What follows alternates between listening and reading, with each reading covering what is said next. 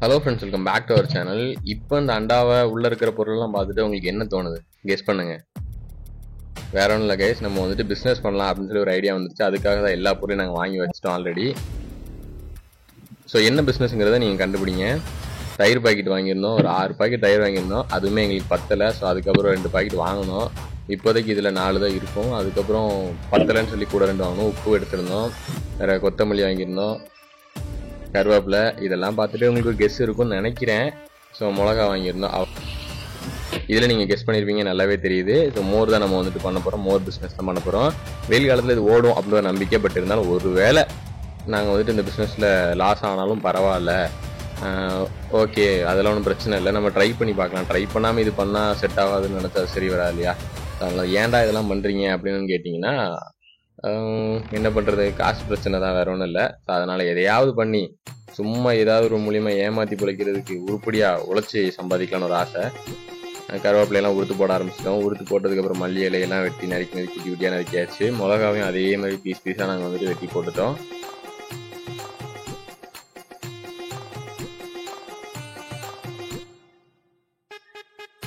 தண்ணி எல்லாத்தையுமே ஆட் பண்ணி கரெக்டான குவான்டிட்டியில் ஆட் பண்ணோம்னு நினச்சி நாங்களும் உப்பெல்லாம் கொட்ட ஆரம்பிச்சிட்டோம். உப்பு வந்துட்டு கொட்டும் போது எனக்கு ஃபஸ்ட் நான் என்ன நினச்சேன்னா, நிறைய தண்ணி இருக்குது, ஓகே நம்ம அதனால் ஓரளவு உப்பு ஆட் பண்ணலாம் அப்படின்னு சொல்லி கொஞ்சம் நிறையாவே ஆட் பண்ணிவிட்டு அது உப்பு அதிகமாகிடுச்சு. சரி, இந்த உப்பை இனி மேனேஜ் பண்ணுறதுக்கு என்ன பண்ணுறோம் அப்படின்னு பார்த்தீங்கன்னா, மறுபடியும் 2 தயிர் பாக்கெட் வாங்கணும். அதை நாங்கள் இதில் காட்டலை, பட் 2 வாங்கி எக்ஸ்ட்ராவே கொஞ்சம் போட்டுக்கிட்டோம். ஏன்னா தண்ணி குவான்டிட்டிக்கு ஆயிடுச்சு. அதுக்கப்புறம் சரி, கூட கொஞ்சம் மோர் கூட கொஞ்சம் தயிர் வாங்கினா செட் ஆகும்னு சொல்லி தயிரெலாம் வாங்கணும். அதுக்கப்புறம் நாங்கள் ஆல்ரெடி கட் பண்ணி வச்சுருந்த எல்லாத்தையுமே வந்துட்டு உள்ள ஆட் பண்ண ஆரம்பிச்சிட்டோம்.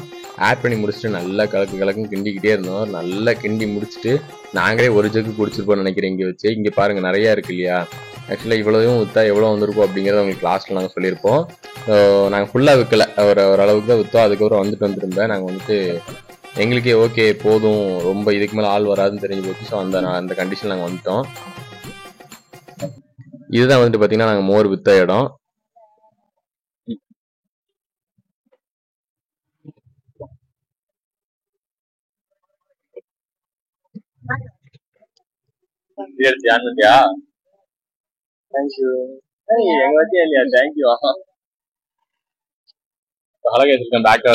இன்னைக்கு நம்ம இதுல பாக்குறோம்னு கேட்டீங்கன்னா, ரொம்ப சும்மா தானே இருக்கும். சரி, ஏதாவது பண்ணலாம், அது மக்களுக்காக ஏதாவது பண்ணலாம் அப்படின்னு நினைச்சிட்டு மோர் வித்தா. மோர் காசு தான் 10 ரூபா தான் மோர், நமக்கு குளிர் மோர்.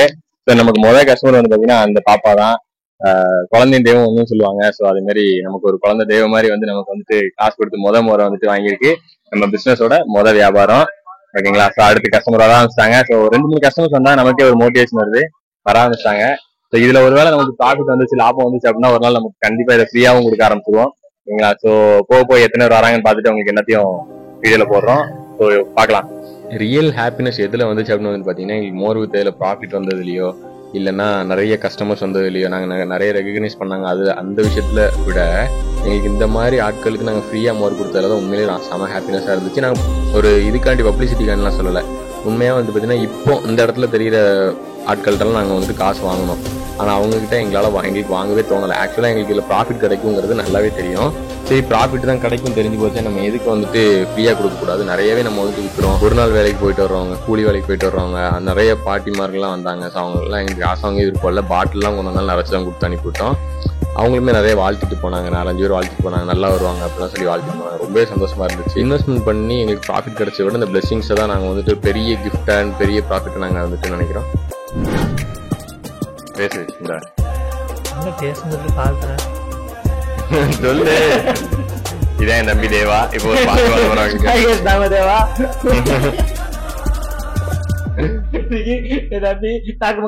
பாட்டு பாட போறா. தம்பின்னு வேணாம், நம்ம இப்ப வீடியோக்கு போயிடலாம். ஸோ ஓகே, நேற்று வந்துட்டு பாத்தீங்கன்னா அவங்களுக்கு நாங்க ஆல்ரெடி சொல்லியிருந்தோம் பிசினஸ் பண்ண போறோம், மோர் கொடுக்க போறோம். ஆல்ரெடி பயங்கர லாஸ், அதனாலதான் நாங்க வந்து ஒரு இது பண்ணிட்டு இருந்தோம். இதை நீங்க ட்ரேடிங் கூட வச்சுக்கலாம். அன்னைக்கே வந்துட்டு இன்வெஸ்ட்மெண்ட் போட்டு அன்னைக்கு நம்ம ரிட்டர்ன்ஸ் எடுக்கிற மாதிரி வச்சுக்கோங்களேன். என்ன ஆச்சு அப்படின்னு உங்களுக்கு கடைசியில் போடவே இல்லை.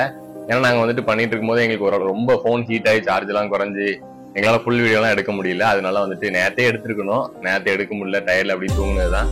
சரி, காலைல இருந்துச்சு நாங்கள் உங்களுக்கு இந்த வீடியோ போடலாம் அப்படின்னு முடிவு பண்ணிட்டோம். நேற்று நாங்கள் அந்த பண்ண பிசினஸ்ல என்ன ஆச்சு அப்படின்னு பார்த்தீங்கன்னா, ஃபர்ஸ்ட் வந்துட்டு ஒரு பொண்ணு, சின்ன பொண்ணு வந்து வாங்கிருச்சு இல்லையா? அதுக்கப்புறம் பயங்கரமா பிசினஸ் போச்சு. நாங்க 3 கிளாஸ் தான் வச்சிருந்தோம். 3 கிளாஸ்லாம் பத்தாது, 5 6 பேர்லாம் ஒரே டைம் வந்தாங்க. அப்ப டக்குன்னு கொடுக்க முடியல, அப்படிலாம் இருந்தது. நாங்க என்ன பண்ணோம் அப்படின்னா, எங்களுக்கு வந்துட்டு மோர்ல ப்ராஃபிட் கிடைக்கும்னு எப்ப தோண ஆரம்பிச்சதோ அதுல இருந்து நாங்க கொஞ்சம் ஃப்ரீயா கொடுக்க ஆரம்பிச்சோம். அதாவது இந்த குப்பை அள்ளுறவங்க இருப்பாங்களா, கார்பரேட்ல வேலை பாக்குறவங்க, வேற வந்துட்டு கார்பரேஷன் ஒர்க்கர்ஸ், வேற ரொம்ப கஷ்டப்படுறவங்க, பார்க்கவே ரொம்ப ஐயோ இந்த வெயிலனால தாங்க முடியல அப்படின்னு சொல்லி ரொம்ப பாவமா இருக்கிறவங்க எல்லாருக்குமே ஃப்ரீயா கொடுக்க ஆரம்பிச்சிட்டோம். ஏன்னா எங்களுக்கு நிறைய மோர் சும்மா தான் இருந்தது. எங்களுக்கு குறிப்பிட்ட ப்ராஃபிட் வந்தாலே போதும், ரொம்பலாம் தேவையில்லை, அதுக்கு கூட ஃப்ரீயா கொடுத்துக்கலாம் அப்படிங்கிற மாதிரி தான் இருந்தோம். வந்தது அதே மாதிரி கொடுத்தோம். ஒருவேளை அந்த பிளெஸிங்னாலயா இதனாலே தெரியல, எங்களுக்கு பிசினஸ் நல்லாவே போச்சு. டபுள் த அமௌண்ட் ப்ராஃபிட் கிடைச்சது. எங்களுக்கு செலவு பாத்தீங்கன்னா 230 ரூபா. டபுள் த அமௌண்ட் ப்ராஃபிட்னா நீங்க எவ்வளவுன்னு போட்டு பாத்தீங்க, நான் சொல்லல, நீங்களே போட்டு பாத்துங்க எவ்வளவு வந்திருக்குன்னு. அந்த மாதிரி வந்துருச்சு. இன்னைக்கு போடலாம்னா இன்னைக்கு எங்களுக்கு வேற ஒரு இடத்துல ஒரு வேலை இருக்கு. சோ அதனால அங்க நாங்க போறோம். அதனால இன்னைக்கு நாங்க போடல, நாளைக்கு இதே பிசினஸ் போட போறோம். நாங்க நேத்து போட்ட பிசினஸ்ல ஒரு சின்ன மிஸ்டேக், ஒரு சின்ன ஃபிளா இருந்துச்சு. என்ன அப்படின்னு வந்து பாத்தீங்கன்னா, உப்பு கொஞ்சம் அதிகமாயிருச்சு அப்படின்னு சொல்லி எல்லாருமே சொன்னாங்க. எங்களுக்கு கொஞ்சம் கஷ்டமா இருக்கு. ஏன்னா சாப்பாடு நம்ம காசு கொடுத்து விற்கும் போது கரெக்டா கொடுத்துருக்கணும். கொஞ்சம் அதுல கொஞ்சம் மிஸ்டேக் ஆகுதுனால எங்களுக்கே ஒரு கட்டத்துக்கு மேல வேணாம், இதுக்கு மேல விற்க வேணாம், போதும் அப்படின்னு சொல்லி ஸ்டாப் பண்ணாங்க, வந்துட்டோம். ஏன்டா நீங்க பண்ண பிசினஸ்ல இருக்கிற தப்ப சொல்றீங்கன்னா அது சொல்லணும். எதுக்கு சொல்லாம இருந்துகிட்டு அதெல்லாம் ஒண்ணும் தேவையில்லை. நாங்க வந்துட்டு பண்ண தப்ப நாங்க ஒத்துக்கிறோம். சோ அடுத்த வாட்டி இதை விட பெஸ்டா பண்ணலாம் அப்படின்னு சொல்லி அங்க இருக்கிற நிறைய பெரிய ஆட்கள்லாம் வந்து சொன்னாங்க. வயசான அம்மாலாம் வந்து நிறையவே எக்ஸ்பிளைன் பண்ணாங்க இப்படி அப்படின்னு சொல்லி. எங்களுக்கு அதுல 4-5 கான்டாக்ட் வேற கிடைச்சது, பெரிய ஆட்களோட கான்டாக்ட்லாம் வேற கிடைச்சது. ஸோ ரொம்ப நல்லா இருந்தது, புது எக்ஸ்பீரியன்ஸாவும் இருந்துச்சு. ஸோ இதே மாதிரி நிறைய விஷயத்த பண்ணி உங்களுக்கு வந்துட்டு vlog-ஆ நாங்க போடுறோம். அடுத்த பிசினஸ்ல உங்களை நாங்க மீட் பண்றோம். So until then bye. இதே மாதிரி பிசினஸ் என்ன பிசினஸ் வெயிலுக்கு பண்ணலாம்னு உங்களுக்கு ஏதாவது ஐடியா இருந்துச்சு அதையும் கமெண்ட் செக்ஷன்ல சொல்லுங்க. முடிஞ்சா நீங்களும் பண்ணுங்க. ஏதாவது பிசினஸ் பண்ணணும்னு நினைச்சீங்கன்னா சொல்லுங்க, பண்ணிடலாம்.